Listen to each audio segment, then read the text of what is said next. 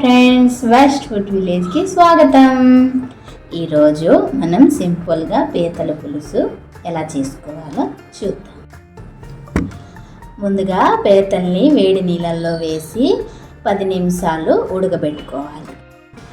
ఉడికాక పీతల పైన ఉన్న డొక్కుని ఇలా తీసి కాళ్ళు వేరే చేసి శుభ్రంగా 2-3 సార్లు కడుక్కోవాలి.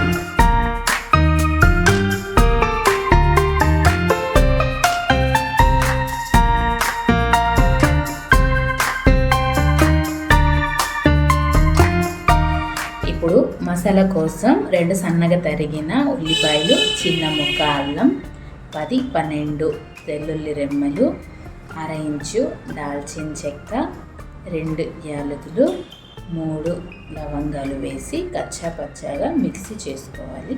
ఇలా ఆ మిక్సీ జార్లోనే 2 టమాటాలు వేసి పేస్ట్ చేసుకోవాలి. చిన్న నిమ్మకాయ సైజ్ అంతా చింతపండుని నానబెట్టుకోవాలి. తాలింపు కోసం 2 రెమ్మల కరివేపాకు, ఉల్లిపాయ, పచ్చిమిరపకాయలు కోసి పెట్టుకోవాలి. ఇప్పుడు స్టవ్ మీద కడాయి పెట్టుకొని 4 టేబుల్ స్పూన్ల ఆయిల్ యాడ్ చేసుకోవాలి. కొద్దిగా వేడెక్కాక 1 టీ స్పూన్ సరసాలు, 1/2 టీ స్పూన్ జీలకర్ర వేసి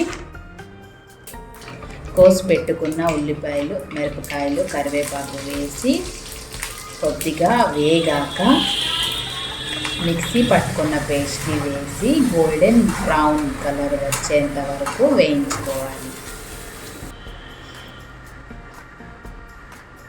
వేగాక పసుపు, కారం, ధనియా పౌడర్, కొద్దిగా సాల్ట్ వేసి నిమిషం పాటు ఫ్రై చేసుకోవాలి. ఫ్రై అయ్యాక టమాటా పేస్ట్ వేసి ఆయిల్ పైకి తేలేంత వరకు వేయించుకోవాలి. వేగాక మనం శుభ్రం చేసుకున్న పీతలు ఈ మసాలా పేస్ట్లో వేసి 4-5 నిమిషాలు వేగనివ్వాలి.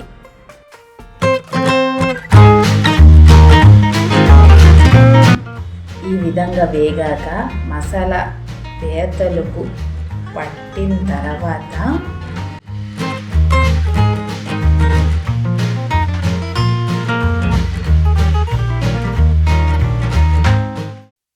ముందుగా మనం నానబెట్టిన చింతపండు రసాన్ని వేసుకోవాలి.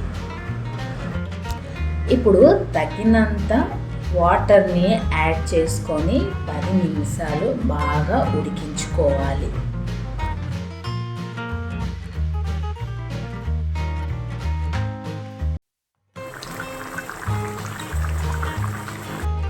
చూసారు కదండి, ఇలా జ్యూస్ దగ్గర అయ్యాక స్టవ్ ఆఫ్ చేసుకోవాలి. స్టవ్ ఆఫ్ చేశాక ఎంతో రుచికరమైన టేస్టీ పీతల పులుసు రెడీ అయింది.